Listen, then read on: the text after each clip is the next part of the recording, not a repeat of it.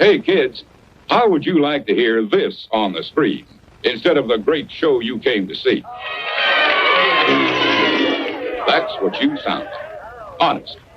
Please cooperate and do your part in keeping this theater quiet so everyone, including you, can enjoy. Quiet on the set. We're going live. Big show today. We're going Big live. Big show, baby. Big week. The on season. Not the off season. It's the on season. Not to be We're here, confused baby. with the off season. Not Or to be confused. is it to be? It is to be confused with just the season, right? Well, I guess sort of. Sort of. The postseason, the off season, the on season. We're here, baby. We are here, and this is a hype cast of sorts, guys. It's Monday. Of course, tomorrow, everything starts. The Nuggets they've already started to arrive in Denver. They're starting to assemble to the degree in which they can assemble. So what's going on there, Brendan? Sorry, are you watching videos? What are you checking out, man? Are you watching our show? Oh, our show. Wow, is it good so Yeah. far, or how's it looking? It's great. Okay. It's dragging a little for me, if I'm being honest. completely fair. But so we got a lot to get to. A lot of things going to be dropping this week. I'm Adam Mattis. I'm hosting you through this, and I'm joined by the man with the wind in his hair, Harrison Wind. 12 days until a preseason game? Does that does even not seem feel like possible? it. No, it does not. How is that happening? 12 days until a preseason game? This is wild. Think about how much is going to happen over the next 12 days. Like, Well, hopefully we're going to learn the schedule over the next 12 days at some point. That would be good. nice. That'd be Yeah, good that to would know be going nice. into the season. I'm also joined by Brendan Vogt. See this last comment here. Hello from Turkey, guys, which is a little confusing fresh off of Thanksgiving. I was very, very confused. But we're international. We're worldwide. I'm What's going up, to boost your mic here, Vogt, because you sound like a... Try it again. How are you man? I'll sounding? fix it. Okay, Terrible. Give me a second. we'll do it live. Hello from Turkey. Hello from Hamburger. I'm joined by the guy you know as Eric. He's Delon Co.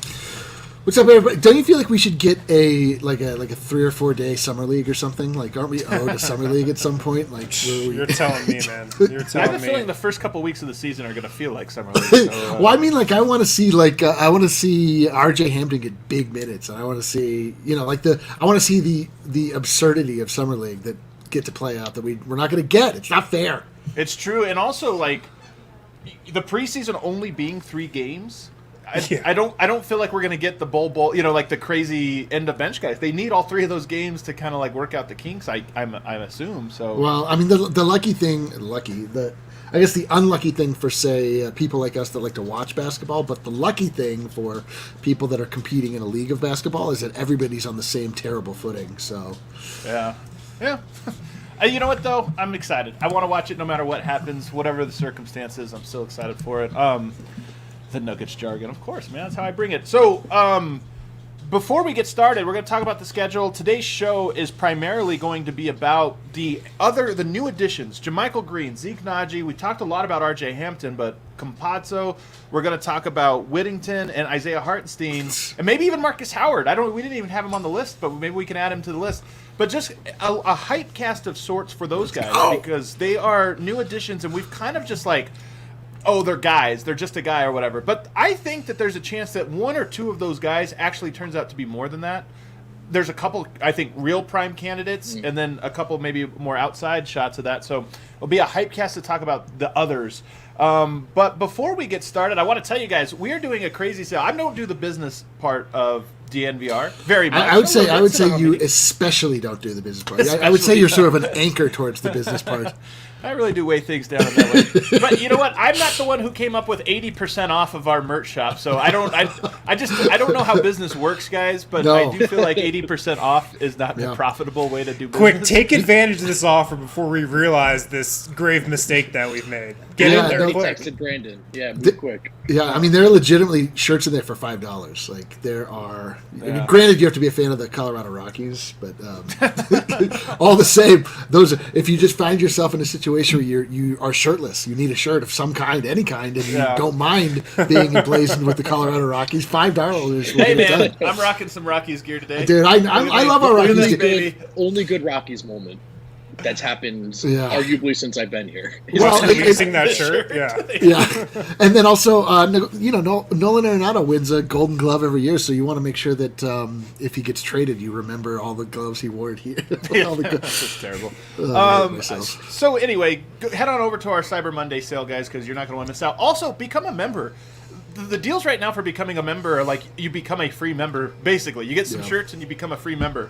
Usually you become a member and you get one free shirt. Now it's almost the opposite. You get a bunch of merch and you become a free member. So you're going to want to do that. We're already starting to assemble all of our ramp-up coverage behind the paywall, of which there will be quite a bit.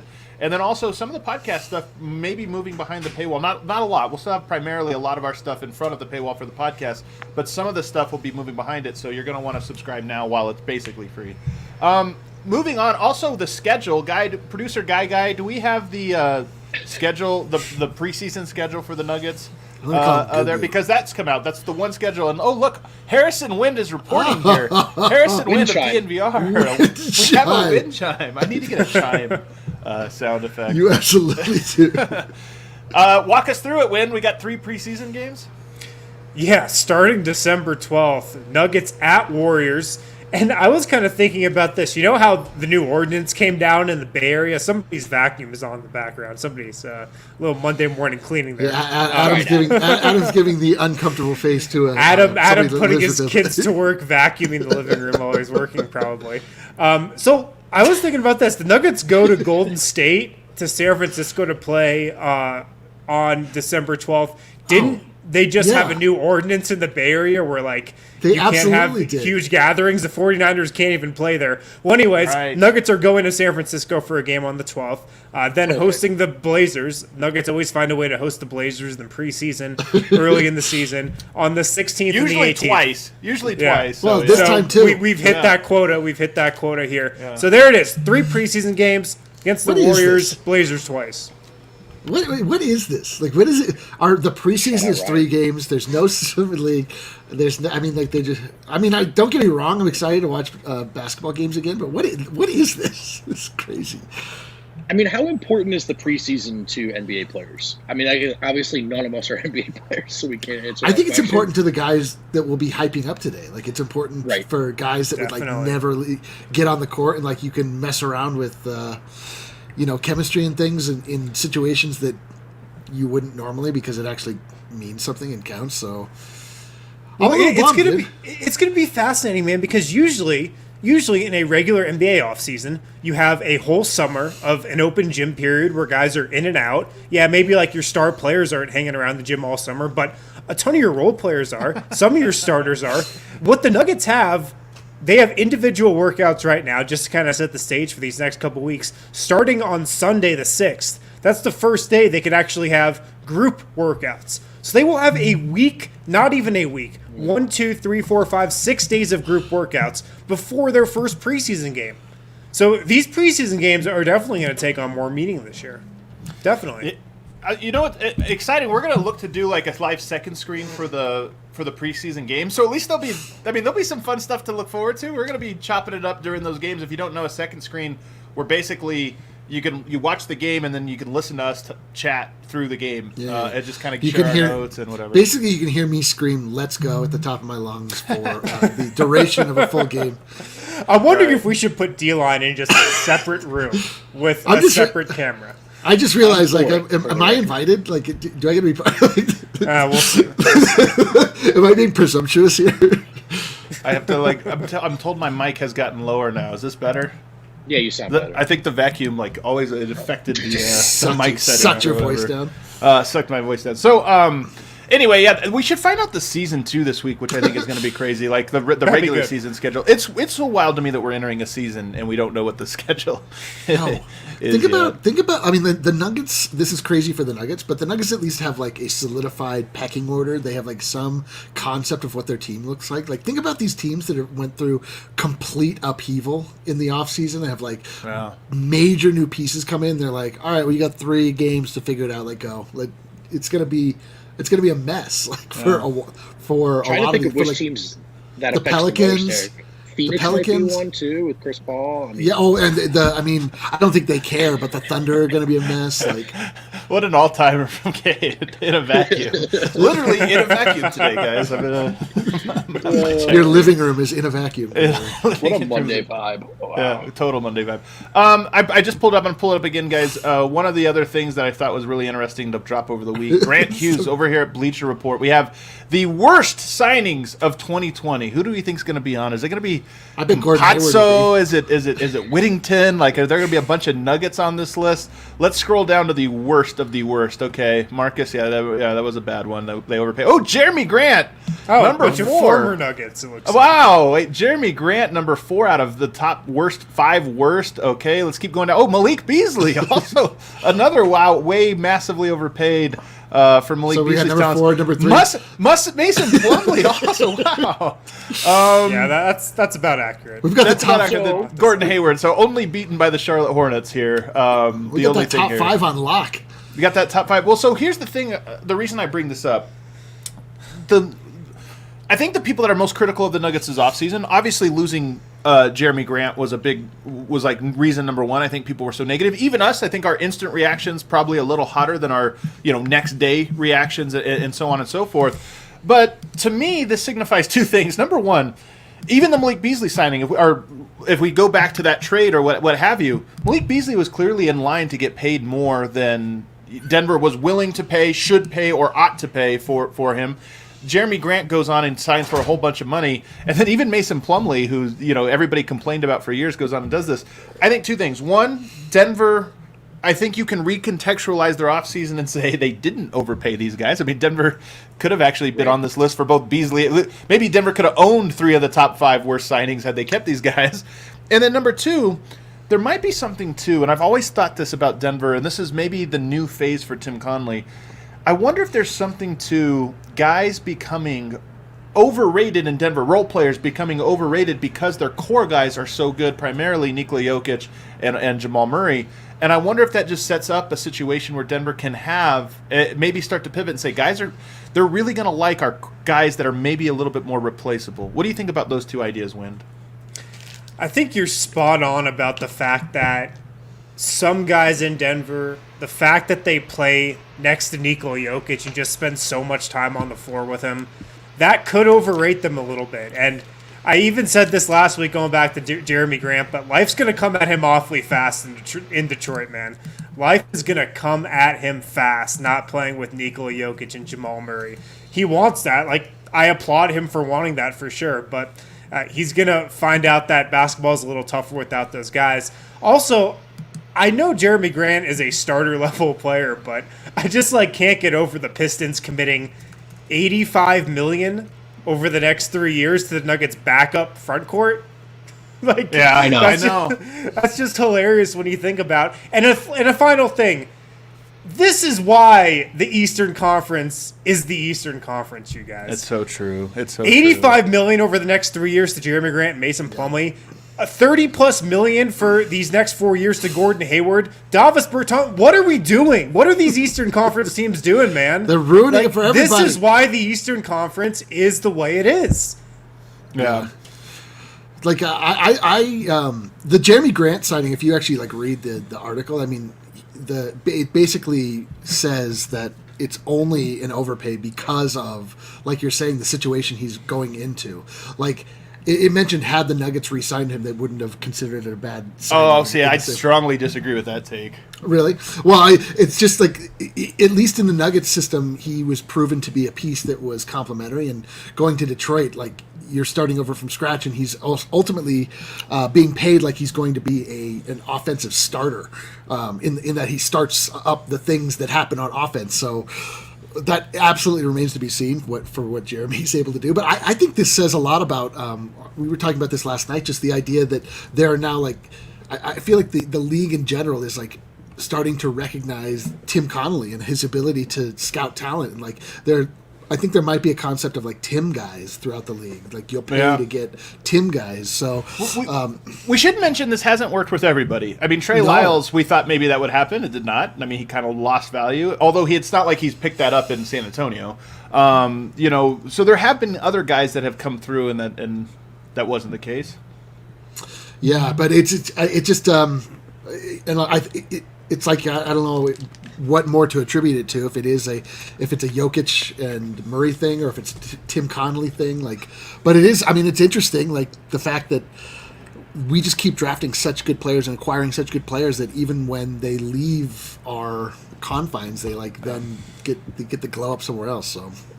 These comments are funny. I think it's actually misleading to say, does Grant give you 75% of Jamal Murray because that's how he's getting paid? But it is funny. Like, that's the way the NBA salary structure works. Like, max players are worth more than the max, and everybody else kind of gets, inflated or what have you. But it's still funny to think about, like, paying that. I think the better way to think about it more is he giving you 3 times what JaMychal Green will? And we're going to talk about JaMychal Green here in a little bit. And I don't want to sound like the scorned fan who this guy, sour grapes, he left us, he's never that good or whatever.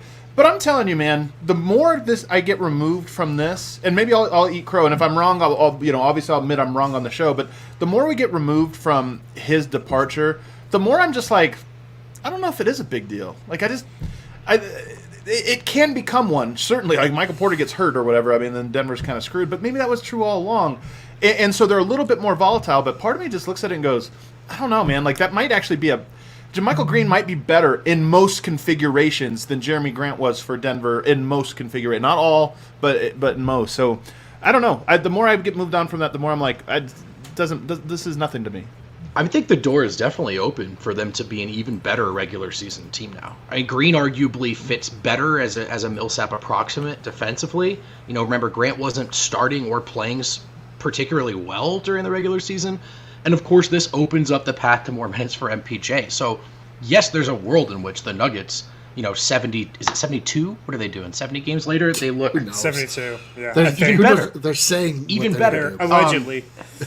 But I just think it's very, very specific. Like, I don't think you want to give Jerami Grant $20 million for this reason, but if they are playing the Los Angeles Clippers again, you can't convince me it doesn't matter, because I thought he was very good in that series, and more to the point, I'm not even sure who the next answer is as to who guards Kawhi.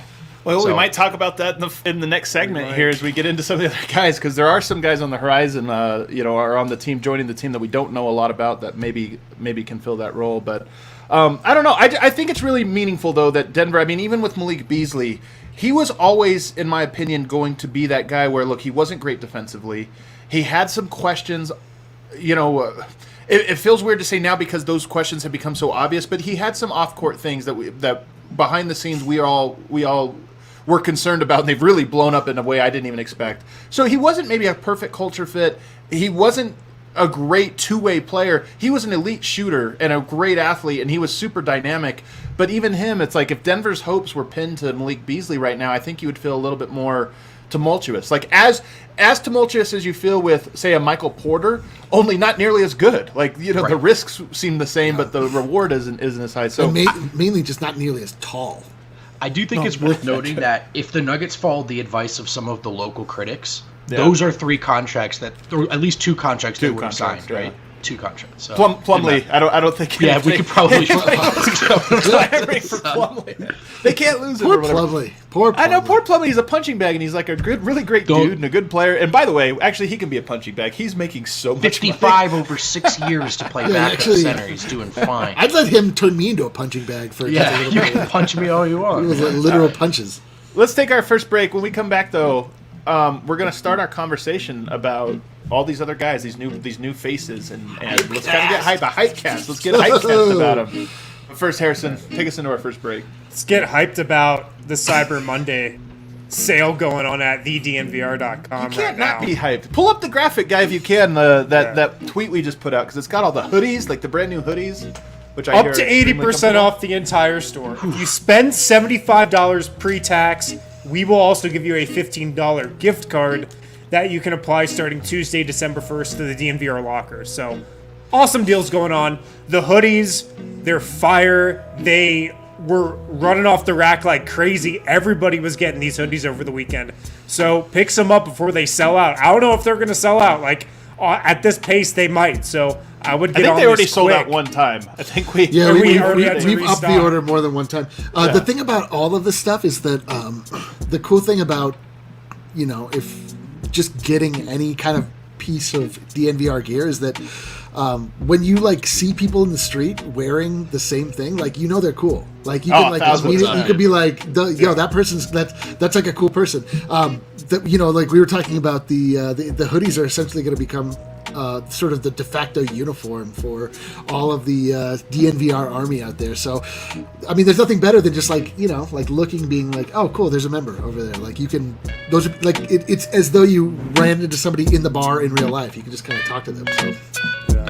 If you're walking around Denver, you want one of these hoodies. The hottest thing in the streets right now.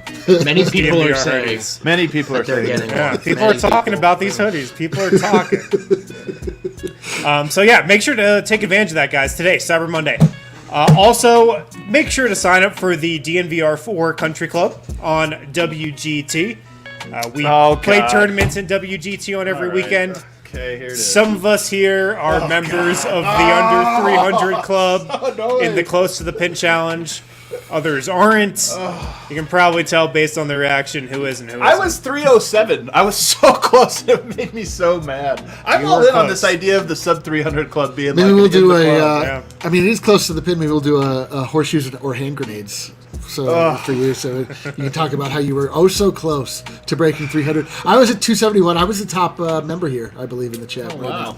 Look at Congrats. You get absolutely nothing. Congrats. I feel like I just got to say that. That was worth something. But for all you guys who are not tourneys. on this show, you can submit your scorecard and be entered into the drawing to actually win a prize with us here at DNVR. So just screenshot your scorecard, reply to the pin tweet on the DNVR_sports account every single weekend with your score. You can also email it to info@thednvr.com. That's how you can be registered to win a prize. It's so true. You're not wrong. BD Sticks says that me saying it's cool to wear DNVR stuff is undercut by the fact that I myself am wearing the DNVR stuff. What a great point. What a great point. I'll look into that. I think Cyber Mondays seems like a phrase that was made 30 years ago and has become antiquated. The word cyber always feels like like that's the net. Right. If you guys are out there surfing the net, it's Hot Net Monday. Hot Net Monday for sure. All right, so let's get into now our list of guys. Wind, you've kind of actually. I guess we could save Nate Robinson. Should we do a quick thing on Nate Robinson getting knocked out? Former Denver Nuggets legend. Yes. I can't believe I forgot I feel like we have to. Who here watched it? Did anybody watch it in real time? I didn't watch the fight, but as soon as it came in on the timeline, I saw that stuff. I watched it in real time. Yeah. Did you scream the way that I screamed when Nate Robinson hit the canvas the second time? I was like, Were you? I mean, I was rooting for Nate Rob. I didn't want him to. I mean, this other clown. I don't know this guy. He's a YouTuber apparently. Jake Paul. He seems like a real. He's a douchebag. He's terrible. He's like he is like the epitome of like what we hate in the world of like privilege and. He's like at the same time though. I will say Nate Robinson. I thought he could fight. I thought he could fight a little bit. That was my biggest question. Did Nate Robinson train at all for this fight? Oh, God. Take one. It takes the left. Then he takes the right. God. Heavens to Murgatroyd. That's just the knockdown. That's not the knockout. Yeah, no, that's the first one where you're like, oh, shoot. And then when Jake Paul removed his... Oh, no. Clearly not a boxer, man. Just wow. I'll tell you what, man. This makes me uncomfortable. Yeah, this whole fight, the whole thing, because I love boxing, but this celebrities boxing, and it feels really weird. I thought Pablo Torre had a great thing today on Twitter. I saw where he was talking about. Oops, I'm taking that down. Where he was talking about how the internet culture now is all about trying to find someone to make fun of, and this boxing thing is the ultimate condensed version of that. It's always one of you is going to be humiliated. Let's find out who today on it. Have you seen that Black Mirror episode where that person they're all pedaling on bikes trying to earn enough coins, and then this one, and they make it all the way up to become a porn star. That's the pinnacle of their existence, and it just kind of almost feels like that. Where this is always you always have this in human culture where there's the one part that everybody looks at and laughs at and feels better about themselves. The internet just exacerbates it and like puts it on tilt and like makes it even more so. Yeah. But I mean, this is just like what people do. But that fight was crazy, man. I wasn't ready for it. I wasn't ready, like, because Nate Robinson is cut. It's just and also the fight up to that point was just so terrible. Like it was Nate Robinson getting in under the punches of like the sloppy, slow punches of Jake Paul, and then they would just hug over and over. And I told you I was gonna make a hugging meme about how they were just hugging each other, and then it got real fast. All right. Well, I didn't want to linger on that, but I feel like we had to mention it because it's former Nuggets legend. Nuggets legend. I wonder what people feel about Nate Robinson, because I didn't mind him when he was here, but I started covering the team right when he was on the way out, and he was kind of a disturbance. Like he was not about being in Denver for that day, and it was pretty. He was pretty clearly one of the issues with that team, like, without any question. The core of the issue, to be honest. Well, I think this fight was over when Nate Robinson walked into the ring wearing Knicks colors. It's true. Oh, jeez, that's so true. Why would you like do the that? fight was over at that point. Call it over. Ring the bell. All right, let's get into our list here, guys. We're gonna go in order. Well, we have an order here. There's no rhyme or reason to it, but the Hypecast here: Zeke Nnaji, Harrison. Why should Nuggets fans be more excited about Zeke Nnaji, and you know, not just maybe long term, maybe it's short term? What is it? Let's hype him up here. I have a prediction that Zeke Nnaji, he's going to be like the instant Juancho this year. He's going to be the instant fan favorite. Why are fans going to love this guy? Because he plays super hard all the time. He goes 100%, balls to the wall every time he's out there. He dives for loose balls. He scraps. He claws. He's just got like this unbelievable motor. I think that's something the Nuggets really liked, and I think that's something that Nuggets fans are really just going to warm up to about Zeke Nnaji as well. So he's going to pop for that reason. But also, I feel like he's got an outside chance to get on the floor a little bit this season. Yeah. He's definitely more ready to play than RJ Hampton. He's definitely got more of a path to minutes than a Markus Howard. So I don't think he's going to be a member of the rotation, but I would not be surprised if, we see him get some spot minutes here and there. Yeah, this is going to be such a crazy season. He's absolutely going to get minutes. I mean, somebody will be sick. There'll be some sort of like COVID thing. Like,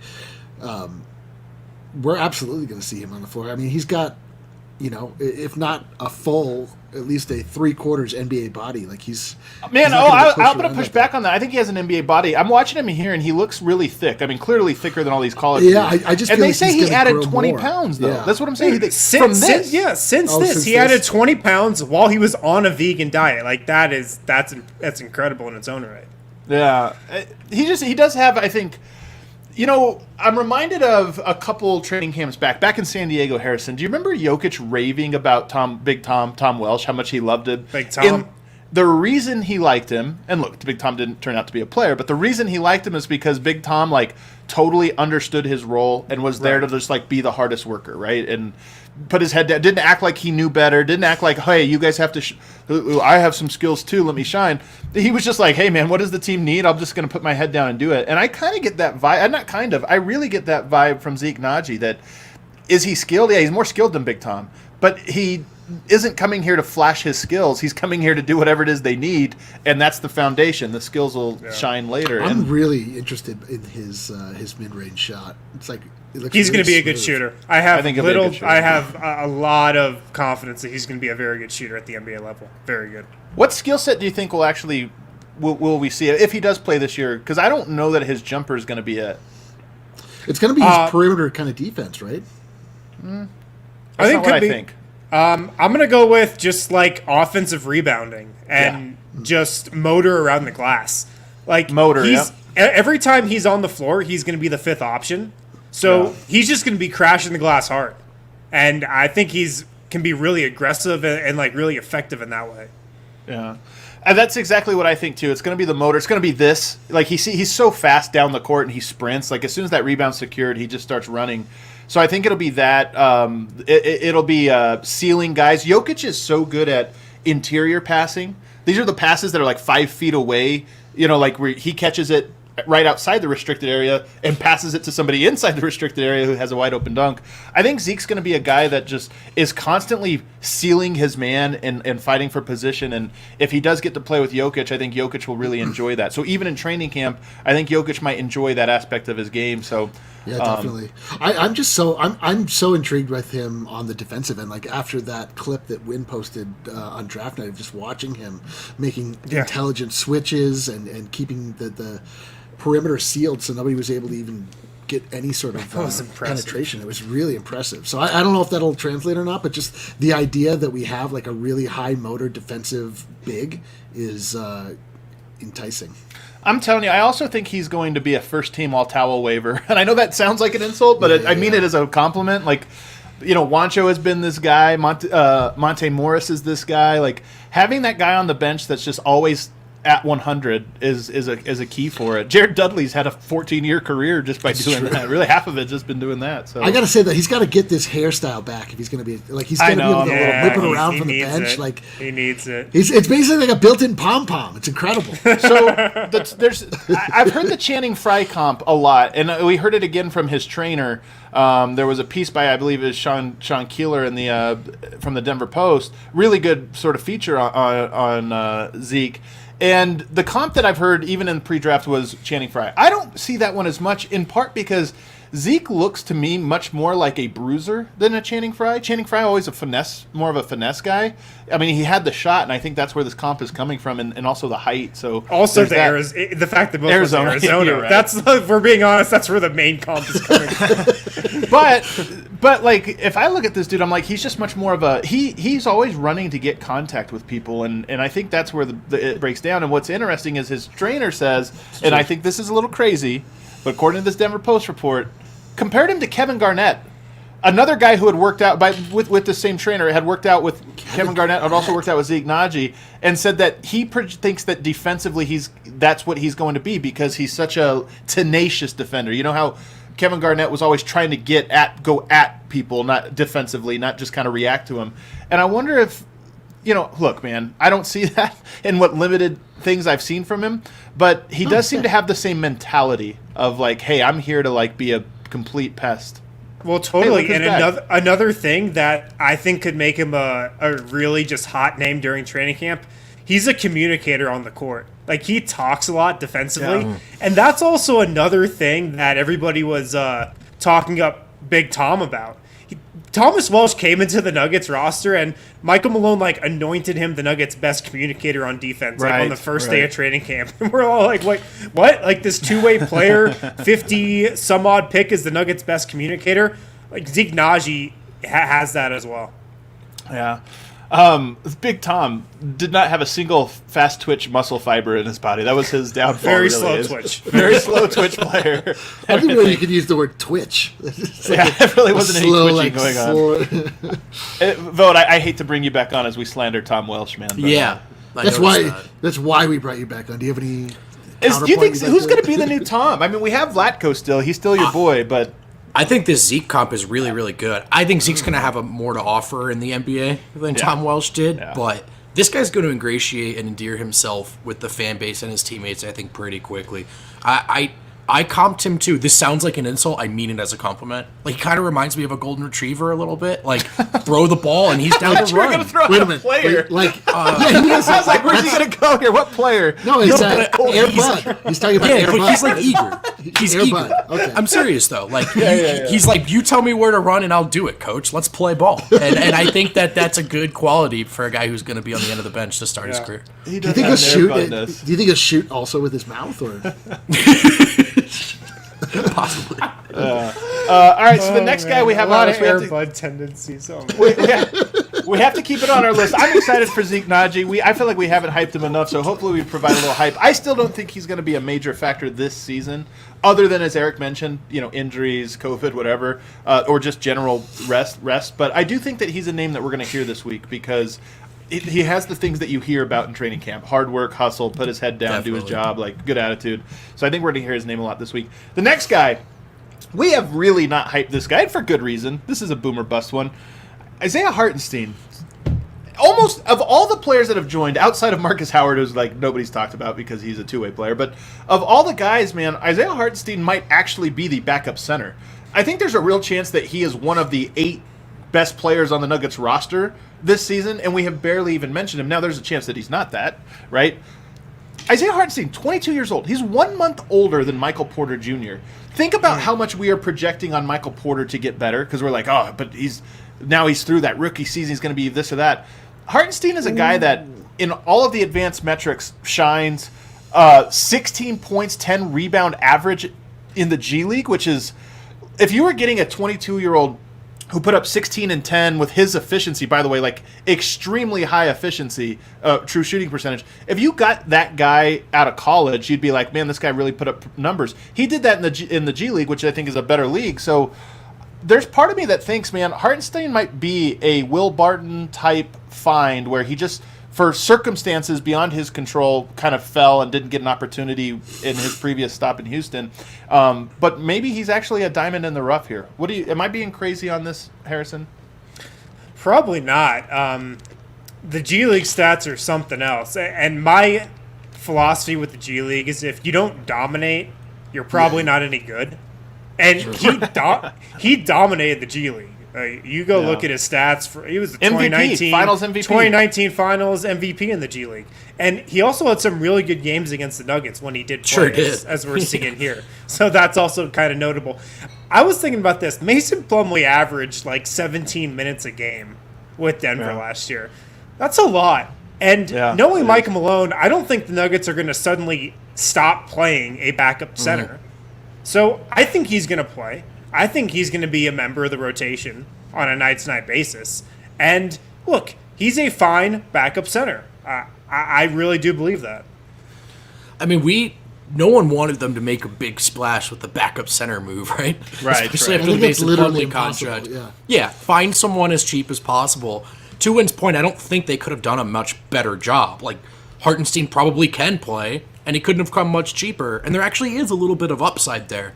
Every person I talk to who, you would consider an amateur scout or even a professional scout, they're in love with this dude. They think he's got an NBA skill set. My immediate pushback with that is like, okay, then why is he in the G League? Why wasn't he playing? If he's so good, shouldn't an org have found use for him? Except he was in Houston, where they don't really know what to do with centers anyway right now. So I am curious to see what Hartenstein looks like in a more traditional offense. There might be a role for him in Denver. I'm not going to get carried away with the hype. He did play well in the G League. It's just the G League. But I think this guy can fill the modest role we're looking for him to fill. Yeah. Look, man, I same thing. Like, I don't know that Denver's like hopes and dreams rely on him, but to me, he is another one of these guys, another candidate for me that like he just might surprise people. This has happened to us a handful of times over the years where like we've gone into a season not talking about the guy that we actually probably should have been talking about all along, and he's just, to me, we're at the end of this, we're going to talk about top candidates. Look, man, he's a worthy flyer, and I know there's a lot of people out there that wanted like Denver to get Marc Gasol or this or that. Like, Hartenstein might actually end up being the player Was that you? Not me, yeah, for sure, because I like Marc Gasol. But I'm saying here, Hartenstein, there's a chance that he could play alongside Jokic. There's a chance that he could actually become a larger piece of Denver's roster, whereas Marc Gasol probably would have been like a very short-term, whatever. So here's what I think it is with Hartenstein. He looks like a goober, man. He looks 100%. Like Plumlee, is what it is. He does look exactly. I know. Exactly. BD stick. Like, immediately he does a reverse jam. It's like, oh, we just signed. We replaced Plumlee with Plumlee. That's awesome. Fine. Whatever. He's super long, super mobile. I don't know. I think I'm higher on Hartenstein than most people are. I think there's a real chance that he's a player for Denver. Again, not a star, but just can he be one of your top 9 guys? Right. I think there's a good chance that he can be that. Let's do one more. We saw R.J. Hampton. We've talked about him a lot, so this one will probably... Oh, do you have anything else on here? I see that you have... No, that's a little bit later. R.J. Hampton.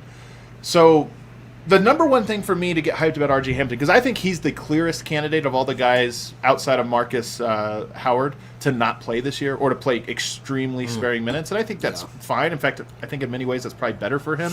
Continue that individual player development. But... the one thing I'll say is that he's so young, and he hasn't played basketball for 8 months, other than just training. I mean, he's been training like crazy. But there's a real chance that he is a lot better than what he was the last time we saw him in that Australian league. Like, there's a chance that his growth curve right now, not even a chance, it's likely that his growth curve is so extremely steep. So RJ Hampton to me is a raw prospect, but maybe he's significantly less raw than last we saw. That's my hype for him, I guess. Well, the Nuggets certainly hope so, because I'm definitely lower right now on Hampton than I was last week because of that news that came out of the G League, that there's probably not going to be a G League season, and the teams that are going to play are going to be in this Atlanta bubble, and there's going to be a $500,000 buy-in, and the Nuggets don't have a team, so I don't know what that means for Denver's prospects. Yeah. So from that sense, I'm a little concerned about the type of development he could get this year. But I am with you. Everybody you talk to is under this belief that he's a much better player now than the guy he was in Australia. And he's a worker who lives and breathes the game. He's already in Denver. I think he'll be getting in Pepsi Center Tuesday. He'll be one of the first guys in there to start working out. So, Ball Arena, of course. So I think things are off to a good start with him. I think this is a little hopeful. Somebody predicting he's going to average 20, a la Luka. I think that's how. I think. You think that's hopeful? I think that's a little hopeful. I mean, I don't know if he has a single. In that Jamal Murray hasn't averaged that his entire career. Yeah, that's true. He's going to outscore Jamal right off the pad. Right. I don't know. His hype. We've talked about him a lot. For me, the RJ hype is a lot more about the future hype than it is necessarily about the right now hype. But and I'm still remain really high on that. But he's another one whose name I'm curious to hear. We talked about Zeke Nnaji. Head down, knows what knows why he's here. He's just going to work. He's not going to ask questions. I think RJ has said nothing but that publicly, and I'm curious to see if that's what we find out in camp, that he's just out there trying to defend and learn the system and this or that. So I'm really curious if we're going to hear RJ Hampton. Do you think the next snake draft we should do is the Nuggets young cores? I know. I think this new young core might pass up the previous young core. I don't know. We'll have to see how the draft, MPJ and the draft RJ shakes Hampton out. versus Gary Harris. No, I Jokic, think RJ Hampton is the third. It's the start. Are the start of a new core. Oh wow, core 3.0. Wow. I'm saying we're just building. It's just nothing but cores. It's like Markus Howard in there. Why not? I love it. Yeah, Markus Howard. All right, let's hit a break. On the other side, though, obviously we got a lot more, including Campazzo. Campazzo. I love it. Yeah, guys, Green Mountain Dental Group still hooking it up for DNVR members. You guys can get a free Sonicare toothbrush when you schedule a cleaning, X-ray, and exam. That's a great comment. That's so true. I believe in that strategy too. Comment of the day. Yeah. Dude, you need the graphic. We need the graphic of this. We need the graphic. We need Pistons turned our role players into their own core. Comment section is on fire today. Oh man. Pistons have two cores: the 3 first-round draft picks that they just spent, and then Jeremy Grant, Mason Plumlee. 2 cores. Make sure to hit up Green Mountain Dental Group, guys. Get a free Sonicare toothbrush when you schedule a cleaning, X-ray, and exam. Another company who is having a Cyber Monday deal: Strava Craft Coffee. You guys can save 30% off all Strava Craft coffee today, Monday, Cyber Monday, when you use the coupon code CYBER30, Cyber 30, all one word, all capitals. Use that code, save 30% off your Strava Craft coffee order today. Testimonials by today. My brother tried Strava Craft coffee for the first time. This CBD stuff got me honking like a goose. I didn't ask him what that means, but it's another satisfied customer. I think. Wait, did he say good job, Strava? Did he say honking like a goose? Honking like a goose. Honking. I don't know. I didn't know that was an expression. But good job, like Strava. A goose. That's definitely a positive. Definitely a positive. No way that can be a negative at all. For sure. Honking like a goose. Next. I have follow-up questions. Next up on the Hypecast, a guy we've almost said nothing about, Greg Whittington. I'm excited. Whittington. Yeah. Hey. So here's the thing. Here's another guy. Here's my hype for him. I'll start off, then I'll hand the baton over to you, Win. Here's the hype for him. Tim Conley has been great at finding Greg Whittingtons, right? Torrey Craig was a Greg Whittington. Just wasn't drafted, went away to some little league, and all my Australian fans are going to be mad, at some other league, and ends up coming over late in his career And it's like, oh, how did nobody know about this guy? Sometimes these guys, I don't know, but sometimes guys like that are super NBA talented but never make it. Maybe it's because they're trying to be a star, they're trying to be this. By the time they're Torrey Craig's, they come over and they're like, hey, I'm not that, I'm a role player and I'm good at it. Whittington might just be that. We've talked a lot about who replaces Jeremy Grant, who guards wings. That's what he's known for. So maybe he is a guy that has a Torrey Craig-esque first season where, if you remember, Torrey Craig was in the G League and the Nuggets just kept calling him up and like hiding him in like places so that he could get all of his days worth because they're like, yeah, he's part of the team even though he's on a two-way. I think there's a little chance for Greg Whittington to be that guy. Honestly, I really do think there's a chance for that. So I'm probably more hyped about Greg Whittington than a lot of people. If you look at his stats, I would guess that's. I would like if you're hyped at all, you are more hyped than most people. Well, I don't know, Adam. You sounded a little hyped, so I am hyped. Adam also not most people. Just to be, I'm probably a little bit more hyped than Adam. So if you look at Greg Whittington's stats from last year, he put up pretty much the same numbers that Torrey Craig did in the NBL. But the league that Greg Whittington was playing in, the competition he was playing against, was much better than what Torrey Craig was playing against in the NBL. So from that line of thinking, I think you can expect Greg Whittington to come in and be similar to the type of player Torrey Craig was when he got here. Here's another thing about Greg Whittington. I was told that he had other offers, other high-level EuroLeague offers, other offers from NBA teams. But he chose to come to Denver because there's real opportunity here. The Nuggets lost Jeremy Grant and Torrey Craig. There is a huge hole as a 3-and-D defensive guy on the wing, like we talked about at the top of the show. That's a big reason why he's in Denver now. There was big opportunity here. The answer to this is yes. He was in Miami on their G League team and just didn't last, and then goes over to Europe. So yes, I mean, you're right that Torrey never was here. He was always abroad. But it's the same for Whittington. I mean, he was in the G League for a little bit, and also he's years older now. So what I'm saying is maybe the idea to him of being Tracy McGrady. I don't know if this was ever his vision. I'm just saying with players like this, often that they want to be Tracy McGrady. As you get older and more experienced, you realize, hey, my only shot is to actually be Mo Harkless. And I reached out to Mark Deeks, by the way. I don't know if you guys know Mark Deeks, but he covers a lot of European hoops. And I asked him about him, and we had a back and forth. But this quote stood out to me from my conversation with him. He said, "You'll want to see Robert Covington in him, but you're more likely to see Mo Harkless, which is still plenty fine." And I agree. Mo Harkless was a target for the when we were talking about guys that Denver could go after. Mo Harkless's name came up. If you get Mo Harkless on a two-way deal, like you won. That's a fantastic thing. So, real chance again. He's another one of those guys that we haven't talked about that I think has a real chance of being in the rotation.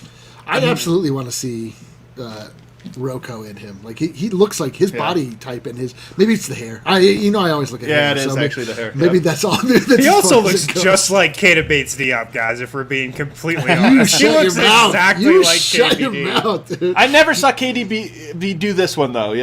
I'm telling never you, once. KDB had like the weirdest body movements, which is the way that I watch basketball more than anything. Is I just watch the way that the athletes move on the floor, and like he doesn't look anything like KBD to me. I mean, look, who's going to be the backup three? Is it a natural shooting guard who's hurt, a natural point guard, or a 7'2" guy who hasn't played yet? There's a real chance Greg Whittington is in this rotation, and we led the show with, fine, you don't want to pay Jeremy Grant $20 million. Well, who guards the wings in the playoffs? It could end up being Greg Whittington, especially after letting Torrey Craig walk. So this, there's high ceiling guys we're getting hyped about, like the RJ Hamptons. But Greg could by the end of camp, we could know that Greg's going to play a lot. So I'm excited to see how that pans out. From watching some of these Whittington games, one thing that stands out to me is how much movement there is with the style of play and in the leagues he's been playing in. What I mean is that European basketball in general is just more about ball movement, executing plays, like that's just more. It's more in that vein than maybe the NBA is, where it's a lot more individual heavy. And I think playing with Jokic, Jokic is the most European-style superstar. Even Luka Doncic plays a James Harden-style offense, not necessarily Jokic is a true European-style superstar. So I think that there's a chance that his ability to read off the ball, like he could be Torrey Craig but taller and longer, but actually a great off-ball player as well, like a significantly better one. So that's one thing I'm kind of excited for him. Also want to mention, is it 50 games, the two-way deal this Yeah. year? 50 Yeah. games, right? So He's you not could be gonna on need a that many. two-way and be around. Yep. So, yeah. Yeah, 100%. All right, next guy on our list. I know our European fans have been waiting up for us to get to this one. That's why we put him at the end so that we get the numbers the whole time. Facundo Campazzo.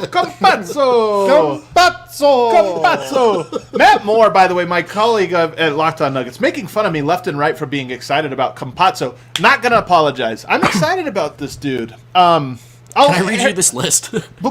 Give us the list. Give us the rundown, Vote. All right, so everyone, hope you're sitting down. Hope you're buckled long in. list. Campazzo, 2-time EuroLeague champion, 3-time Spanish League champion, 2-time Spanish Cup winner, 4-time Spanish Super Cup winner, Spanish League Finals MVP, Spanish League Most Spectacular Player, 2-time All-Spanish League First Team, 2-time All-Spanish League Second Team, Spanish Cup MVP, 2-time Spanish Super Cup MVP, FIBA Americas League Champion, All FIBA Americas League First Team, All FIBA Americas League Second Team, 2-time Interleague Tournament Champion, wrap it up. 4-time Argentine League Champion, Argentine Challenge Cup winner, 3-time Argentine Super 8 Tournament winner, Argentine Cup winner, 2-time Argentine League Finals MVP, 3-time Argentine League Ideal Quintet Team, Argentine League Most Improved Player, Argentine I think we're League just making up awards right now. Revelation of the Year, 3-time Argentine League All-Star. Revelation of the Year? You guys get the idea. This is like Daenerys, Subert. her like titles, like it just keeps going on and on. Just wait till he gets to add NBA participant to the end of that. So here's the thing about it. I do believe in this one thing. I do think that there are players that are winners, and like that there's something basketball stats. It's not baseball. You can't like really get to the heart of, all right, this number tells me how good this guy is or what have you. To me, him being on so many winning teams in so many different leagues and tournaments and styles of, all of this different things, to me, there's got to be something to it. Now, yes, he's tiny. Yes, the NBA is more about athleticism than any other basketball league in the world, and the size part of it becomes even more important than the NBA than anywhere else. But Denver's not asking him to save their team. He's asking them to be one of their 9 or 10 best guys. And I don't know, the guy's just won everywhere he's gone. That's why I'm so optimistic about him.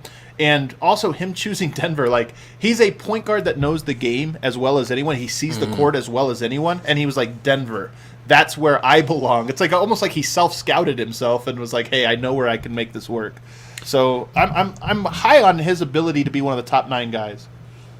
I believe in the idea of winners, man, especially after watching a different style of players, but after watching Jimmy Butler just take the Heat to the finals. Right. And I even think Jamal Murray slots into this. I think he's probably a 90th, 95th percentile guy in terms of talent, but not 98th, 99th. And yet last playoffs in the bubble, he was that dude. For as good as Jamal is, I think he's even more just cut out for it, mentally tough than he is talented. And I think that stuff manifests when it comes to winning time. So absolutely. I buy into this idea that Campazzo's got some of it in him. Does 5'11" hurt in the NBA? Yes. But I can't wait to see if this guy makes a winning impact, because my guess is that he does. Yeah, it's not like it would be the first time a short player ever succeeded in the NBA. It's not like you just need to be you just need to be a transcendent player, which he appears to be. I mean, he could easily be J.J. Barea. I mean, like, he could be Isaiah Thomas. I mean, like, we don't know where this could go. Like, short players can do it if you can do it. Like, if you can be crafty, which clearly his game is, and all you need to do is just create enough space to get a shot off, and more than anything, like, you just need, for him, as I'm watching his highlights here, he looks like he's a lot about like that misdirection, just throwing passes where people he plays like he's playing soccer, to be honest. Totally. Yeah. Oh, totally a soccer player. Yeah, on the court. I mean, look, man, I'm not going to overhype it and say, because I don't want it to be like, oh, the Nuggets season rests on his shoulders or this or that, because I don't think it does. If he doesn't work out, Denver has a great rotation in place without him. But I do think that there's just a chance that he's this guy that adds to the team. All the things that he added in Europe, they're just still there because he knows how to adjust and he knows how to play the game, and it's not just this one style. I mean, just nutmegging Euros on these highlights. I'm also excited to welcome in all of our Argentinian new followers. I mean, we've cornered the market up. We got Serbia. We've got Australia. I'm ready for let's bring in some South American flavor here. Yeah, I'm just curious to see how much he's going to play. Like, a lot of people have made the point that there's no way Campazzo's coming over here to sit on the bench. Like, and I totally agree with that. He's gonna play, but I don't think people he's. don't know Michael Malone, though. To be fair, I don't think he's gonna, suddenly like vault Monte Morris in the rotation either. I don't think that's gonna happen. So I'm curious to see how much he plays. But I mean, I have little doubt in my mind that he's an NBA player because in reality, guys, like the gap between the 9th, 10th, 11th man in the NBA and the top of the top in the top leagues in Europe, there's not that big of a gap there. So I have like little doubt he's an NBA player. I also just love the idea of more playmakers on this team, more guys that can dribble, more guys that can set Jamal and Jokic up as opposed to them having to do everything themselves. That idea is always exciting to me. I've completely talked myself into being. This team is going to be so fun to watch. Me too, man. Me too. Like you went through. It was. I'm telling you, it's always the shock. Like when something happens that you didn't expect, and then you're like, "Well, this wasn't what I expected." But then you analyze, and you're like, "Oh, maybe it's better actually." But I think we might be better. Like, for sure. We have what we've given up in defensive prowess with Jeremy Grant. Which, by the way, Jeremy Grant was our defensive specialist, and he did nothing but get cooked by. All of the top players that we supposedly need him to stop. Like LeBron James was not stopped. By the two best players in the league. Kawhi, but neither of these players were stopped. Like it's not like. I mean, how much more are they going to score? I think Kawhi's the argument. I think the Clippers series is the one you narrow in on. Except for Kawhi was awesome until Game 7. Exactly. Like Kawhi was in no way stopped until Game 7, where he just stopped making baskets. I think Jeremy Grant did an excellent job making life harder for Kawhi. He did. Yeah. I'm just saying, like I don't see. I can see what we have added making up for what we have lost in a way that is, Well, Campazzo to me. Last thing on Campazzo, I have no doubt that he's a regular season player. I'm curious to see if he's a playoff guy. Right. Yeah, I think that's what if fair. he's like our Argentinian Freddie Velvet? I can't wait. Oh, I like it. Let's do it, baby. Argentinian Van Fleet. All right, our last guy on this list, because we're not going to talk about Markus Howard. Maybe we could talk briefly about him. I think I've said this before. He's arguably I think he's probably the best shooter on the roster, and I know people are going to be like, come on, man, Jamal Murray, did you see in the playoffs? I'm not saying he can shoot like Jamal Murray in a playoff setting. I'm saying if you got in an empty gym and told every player to shoot catch and shoot threes, off the dribble threes, mid-range pull-up, step back, turnaround jump, like every type of shot you have to take, if you had players do that, I think it would, the statistics say Markus Howard is almost certainly number one on that list. 4 years of over 40% shooting from behind the three-point line, including on 10 a game last year. It looks like we lost our stream. Our YouTube video's been yanked for policy. Oh, yikes. Oh, because of our highlights. Probably too many FIBA highlights. Oh, geez, too many FIBA highlights. Of Well, we're course. still on Periscope, so... Well, whatever. Let's finish out this episode. It's still a podcast. Guy, I guess producer Guy could try to take a look at reconnecting that if it's possible. But Markus Howard, anyway, we don't have to talk about him because he's the least he's 5'11". He doesn't really do anything else. Can't play defense. Can't pass. But he can score, so he'll be interesting to what extent. And then lastly, JaMychal Green. We talk about actual replacements for Jeremy Grant. JaMychal Green, the most likely one. I mean, this guy can defend. I think he's actually a better defender than Jeremy Grant is. Like, full stop. Not as versatile, sure, really? But I think better. So that's the thing that makes me kind of excited about him. Wind, what do you have on him? JaMychal Green's really good, guys. He's a really solid backup big, and I think that's what he's going to be for this team. I think Paul Millsap's going to be the starter, and I think JaMychal Green is pretty much going to be this team's sixth man. So he's solid. He can shoot. He's pretty much the same shooter as Jeremy Grant is. He's a much better rebounder. And I think if you're comparing power forwards, he's a better quote-unquote power forward than Jeremy Grant is. Jeremy Grant's more of a three. He really is. Like, the fit with MPJ would have been so good that those guys were a little interchangeable at the 3 and the 4. But he's a better 4 than Jeremy Grant was. Definitely in the regular season. I don't know about in the playoffs because he doesn't have the defensive versatility. But again, the same thing with Campazzo. This team is going to be deadly in the regular season, I think. I think they have a really good shot at having a better win percentage this year than they did last year. They're deeper. I think the pieces really fit together well. In the playoffs, I think you lose something going from Jeremy Grant to JaMychal Green, though. Yeah, it is funny though. I mean, they've identified Jeremy Grant as the possible right guy to slot in long-term as the power forward. He wasn't a power forward. He was a wing by his time was done in Denver. Right. JaMychal Green is a power forward. Can probably start in place of Millsap in a more traditional sense. I think their regular season ceiling is higher. I think their regular season floor might be higher. I'm just worried about the Clippers matchup. And that's one of the tough things about team building. That's what it can come down to. You got to beat the Clippers to win a ring probably, but do you want to pay a role player $20 million a year for that reason alone? Reason number 9,000 that I don't want Tim Connolly's job.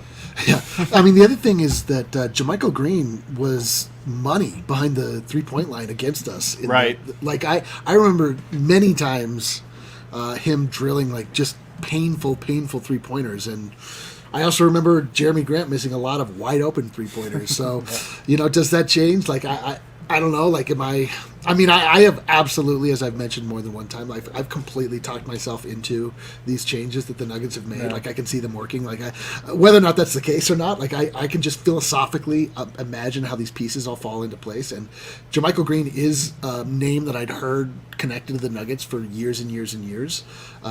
So, I'm interested to see how it works out. Like, I love the fact that he can reliably shoot a 3-pointer, and like we can really get that spacing that we all crave so much. So how about the fact that he was on that Clippers team too, and probably should have played more, and Clipper fans were begging for him to play more. He doesn't get his shot. The team falls apart. Is JaMychal Green better than Montrezl Harrell? Is my question.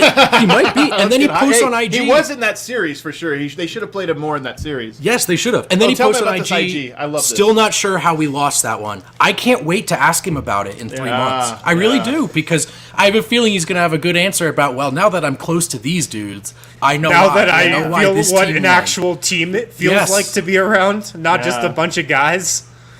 By the way, guys, sorry about the YouTube thing. We're not sure what that was. All you missed was a little Campazzo talk. We kept rolling because we're on Periscope too. If you really want to go back, this will be released as a pod as well. We're also always a podcast, so if you ever miss this, you can't catch us live, or if you're in the car or something, you can always download the DNVR Nuggets podcast. This plays as a podcast. So to wrap up here, though, guys, and I wanted to mention JaMychal Green, by the way, I think by all accounts, great character guy. The Clippers guys that we know, the Clippers beat reporters, love the dude, really miss him and didn't want him to leave. And you saw on Instagram when he talked about departing, every fan that wrote him, he replied to. That stuff always means something to me, man, because taking the time to literally reply to every single comment that comes in takes an enormous amount of time, and it also just shows that you understand that bond between player and fan. And so to me, I was just so impressed by JaMychal Green by that. He won me over just with that one thing. Quickly to get out of here, I'm going to give my ranking. You guys can tell me if I'm way off. Of guys, I'm going to go in reverse order here. Least likely to play and contribute for the Nuggets this season to most likely. And all right, least likely, Markus Howard. I think almost a 0% chance. That's fine. I think RJ Hampton to me is probably next. I just don't think this is his year. And I don't think the Nuggets have any interest in that. Even if he's good enough to play, I think they're more like, hey, we have a plan in place for your health and development and all these other things that doesn't involve him. I think after that, you probably look at, man, this is going to sound a little crazy. I think it's probably Zeke Nnaji. And the reason I have other people ahead of him, including Greg Whittington, is in large part just because of the position he plays and because of the learning curve for any rookie, 19-year-old rookie, learning all the terminology, all the reads, this or that. And because they have Green, they have Millsap ahead of him, right now. I just don't see him playing this year. Yeah, we don't skip steps and we don't play rooks here in Denver. Yeah, at least that age rooked. After that, I'm going to go with Whittington. I think there's a chance he plays. This is where the list goes to where I'm like, okay, these guys I think have a real shot of getting minutes. He just fits a niche that Denver needs, that defense small forward that's long and athletic and can shoot. He's not like a complete anchor on offense. So I think there's a real chance that he plays. After him, I would go with, let's see here, Hartenstein, because I think that Hartenstein actually has a great chance of being a backup center for Denver. Oh, he'll play 1,000%. No I actually think he's probably a part of the team, at least in some capacity. Even if he's only a PJ Dozier piece, where sometimes he plays, sometimes he doesn't. I think that's probably where we fall with him. That might be the case for Whittington as well. And then after that, I would go Campazzo and JaMychal Green, I think, are both playing. So to me, they're like equal in that I think they're both going to play. And I think they're both going to play an important role. So that could be kind of my list. Do you guys see it differently in any way? I have the same exact order. I would have JaMychal Green first, Campazzo second, because JaMychal Green, I think he'll start the season coming off the bench behind Paul Millsap, but I think he's probably going to wind up starting, 20 games at least at the 4. Yeah. Just with Paul I think Millsap so too. resting and I would whatnot. take the over. I would take the over on that. I think he starts a lot of games.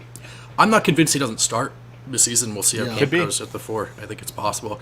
I think Hartenstein's like as close to a lock as you can be. He's a full lock. He's going to be the backup center, yeah. And Wynn's Really? right. Like Wow. I know the front office took a lot of this out of his hands, but like I don't think Malone's going to suddenly go small now. They took Torrey Craig out of his hands. Yeah. Imagine Hartenstein comes to the Nuggets, and then we're like, we have a new philosophy. We don't play bigs anymore. It's all 3-point shooting and. So I don't know, man. Just these new guys, they've kind of flown under the radar because again, they weren't on the radar to begin with. So when they got here, we talked about the guys that were not here rather than the guys that are. But the more I dig into them, the more I talk to people, the more I'm optimistic. These guys are going to be impact players for the Nuggets both now and going forward, especially Campazzo, especially JaMychal Green, and I think a really, really great chance for Hartenstein and Whittington as well.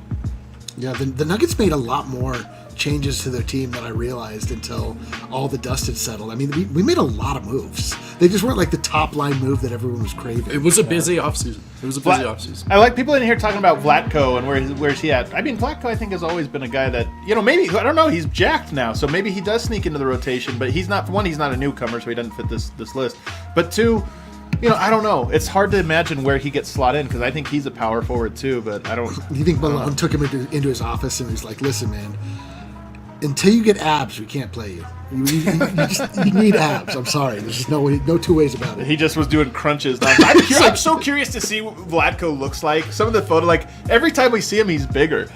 So I'm excited to check him out. Thanks everybody that hung out with us for this entire show. We went a little bit long today, but you know what? We're excited. It's an exciting week.